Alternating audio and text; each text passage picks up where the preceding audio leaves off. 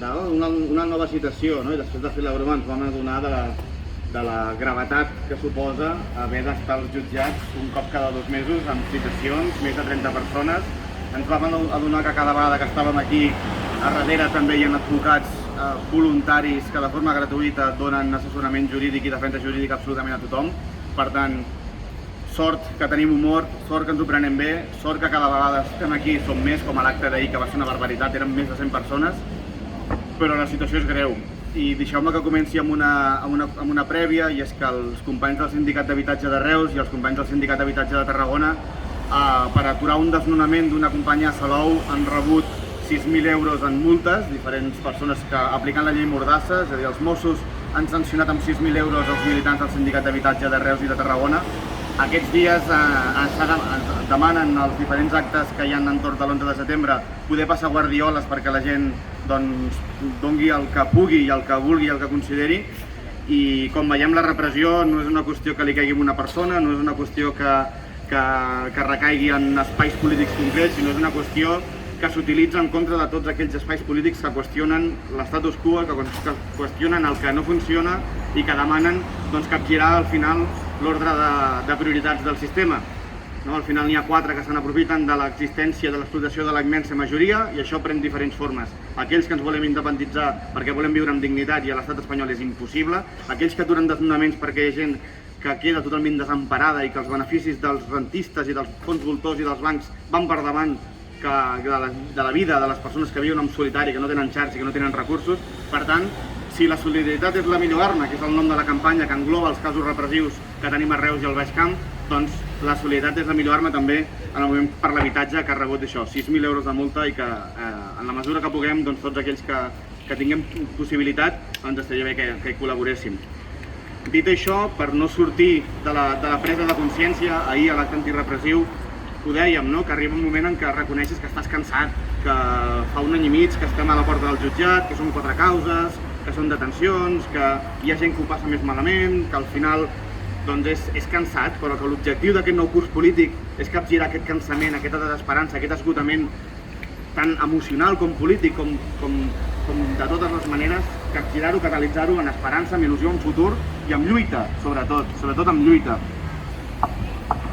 I això, el que dèiem, un dels reptes principals que tenim aquest estiu, i aquest inici de curs després de l'estiu més que mai, és capgirar aquest cansament, aquest esgotament, aquesta desesperança amb il·lusió, amb força, que aconseguim que aquest nou cicle polític que hem d'intentar obrir després de la pandèmia sigui per guanyar els carrers, però guanyar els carrers acabar demostrant el que s'està a punt d'aconseguir amb l'aeroport del Prat, que és que volien imposar un atemptat climàtic, una ampliació sense el consens del territori, i que la gent s'ha aixecat i ha dit ni de conya, i això s'està acabant solucionant. Que aquest cicle polític serveixi per això.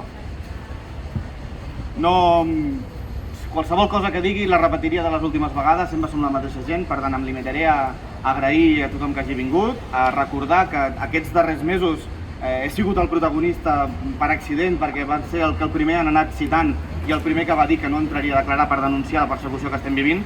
Recordar que a partir d'ara el Xavier Engelergues, el Ricard Aragonès, el Sergi Barreda també han dit que no es presentaran per denunciar. Per tant, em sap greu, la meva etapa com a citat s'acaba, però comença més gent. Per tant, hem de ser aquí, no hem de deixar d'insistir que és un atac a la llibertat, que no ens puguem mobilitzar, i que el principal responsable pel qual avui estem aquí, principal responsable o únic responsable és la Generalitat de Catalunya, ja que va comprar l'atestat dels Mossos d'Esquadra i s'ha presentat com a acusació particular. Jo avui no entraré, però hem de saber que aquí dintre avui hi ha un advocat de la Generalitat esperant per carregar contra nosaltres per una mobilització el dia de les sentències del procés. Per tant, seguirem sortint a defensar a tots els represaliats i seguirem denunciant les injustícies i la repressió.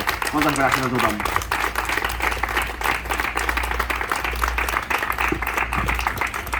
Hola, bon dia.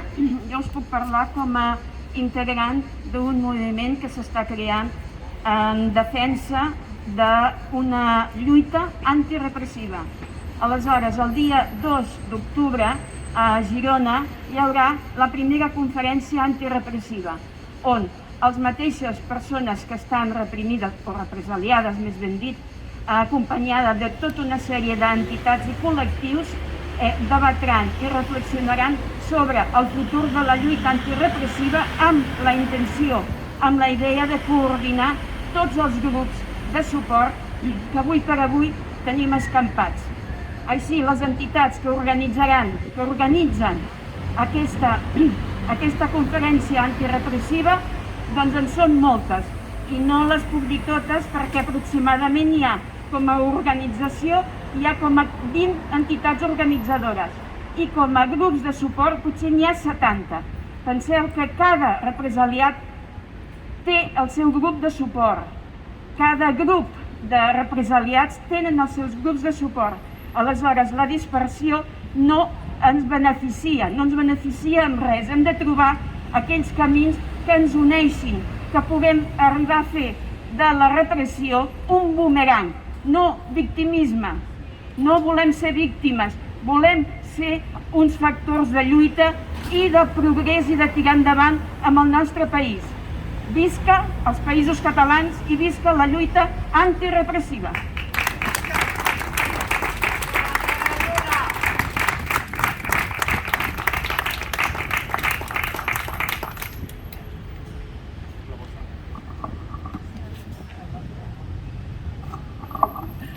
Bé, som de nou a les portes dels jutjats per donar suport a l'Edgar un dia més, i ell deia que això no va d'una persona, que som moltes les persones represaliades, i és cert, de fet som milers, prop de 3.000 les persones represaliades en els darrers anys, però també hi ha una realitat que avui cal denunciar, que és la persecució política contra determinades militants. I això és una realitat. És una realitat que cada vegada que hi ha mobilitzacions, els Mossos d'Esquadra graven, prenen imatges i escriuen atestats en els quals hi relacionen, en els quals posen els noms concrets de militants concretes. I això s'ha de denunciar, perquè no és normal que al Camp de Tarragona hi hagi determinades companyes, com és el cas de l'Edgar Fernández, que acumulem no sé quantes causes repressives. Això en primer lloc. Nosaltres coneixem bé l'objectiu de la repressió. L'objectiu de la repressió és, en definitiva, criminalitzar la protesta, generar por, que la gent marxi cap a casa i, per tant, l'objectiu últim de la repressió és la renúncia als objectius polítics dels moviments populars. I quan es reprimeix el moviment independentista, tinguem-ho clar que l'objectiu últim d'aquesta repressió és que renunciem al nostre dret a l'autodeterminació, que renunciem al nostre projecte d'alliberament nacional, que renunciem a la independència del nostre poble. I això s'utilitza també amb el moviment en defensa de l'habitatge, amb el moviment en defensa de la sanitat pública, de l'educació, etc. Que renunciem, en definitiva, a lluitar pels drets del nostre poble.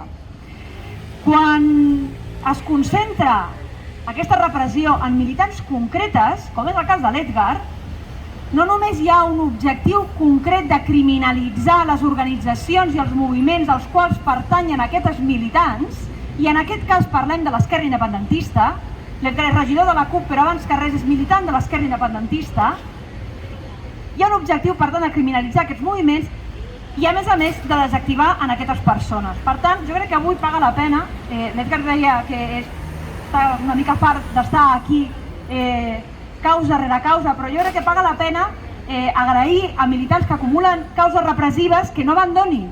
I no només no abandonen, sinó que a més planten cara, planten els jutjats i els hi diuen: jo no penso entrar, si voleu que entri, si voleu que col·labori amb la vostra justícia de pacotilla, m'haureu de venir a buscar. Així que gràcies, Edgar, en primer lloc, per plantar cara i per no arronsar-te.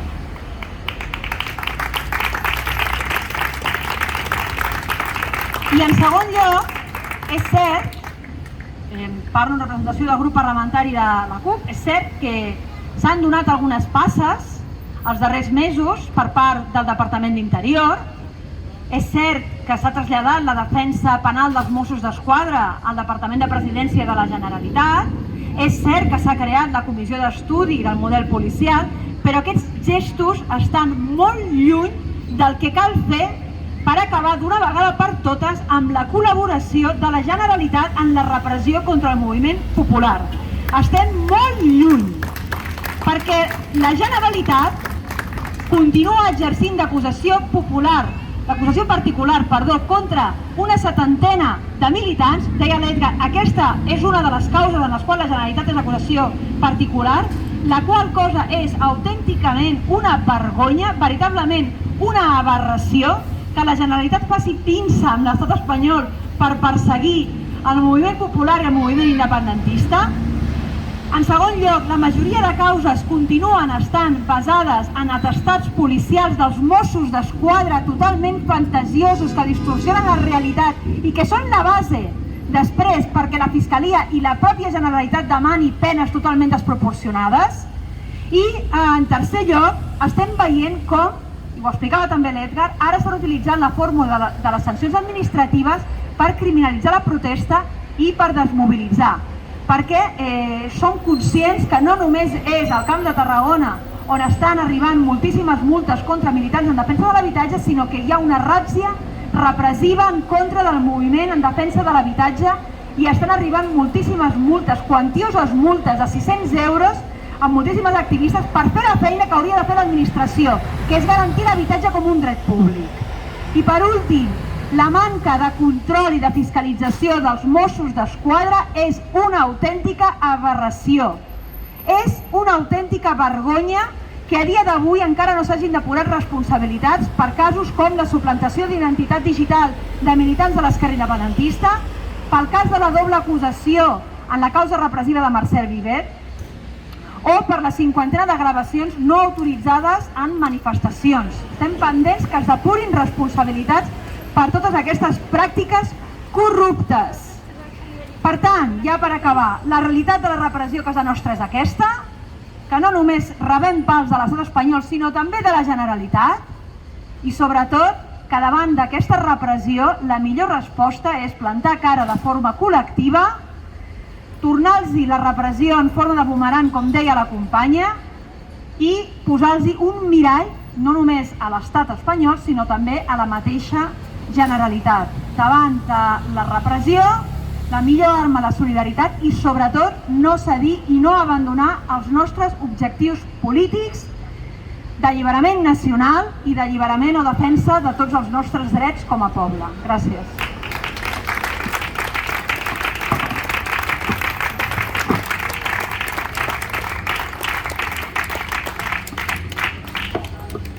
D'acord, doncs per tancar, una mica el que dèiem, que va haver un moment en què vam qüestionar si avui tornar-nos a concentrar o no, i de cop algú va dir, escolta, no és normal que la Generalitat sigui acusació, no és normal que tinguem aquesta repressió, estem a la porta de l'11 de setembre, per tant, hem de sortir al carrer i hem de reactivar-nos. Per tant, agrair a tothom que sigui aquí i que per sort o per desgràcia ens seguirem trobant en totes les mobilitzacions. Com dèiem, 11 de setembre, que sigui un punt d'inflexió aquest 11 de setembre, que siguin les piles que necessiten per començar el curs amb força, amb energia i amb centralitat i amb poder per qüestionar tot això que no funciona. Ens veiem demà a partir de les 9 del vespre al Casal per fer la marxa de torxes, el dia 11, el dissabte, a Capçanes, a l'Ofrena, al Carrasclet. Nosaltres no anem a Rafel de Casanovas, que vam tenir tots els seus privilegis, nosaltres anem a veure el Carrasclet, que és el que va seguir lluitant. Després anirem a Falset, que torna el feixisme. Ahir ho dèiem, Carles Heredia va ser detingut per participar en una concentració en contra de la presència de Vox. Doncs ara Vox torna a casa nostra, ve a Falset, ens tornarà a trobar i ens tornarem a mobilitzar. I després hi haurà un dinar popular al Casal d'Espartaferro i a les 6:30 la manifestació unitària a les 6:30, 7, la manifestació unitària de l'esquerra independentista de les comarques del Camp des del Mercat Central.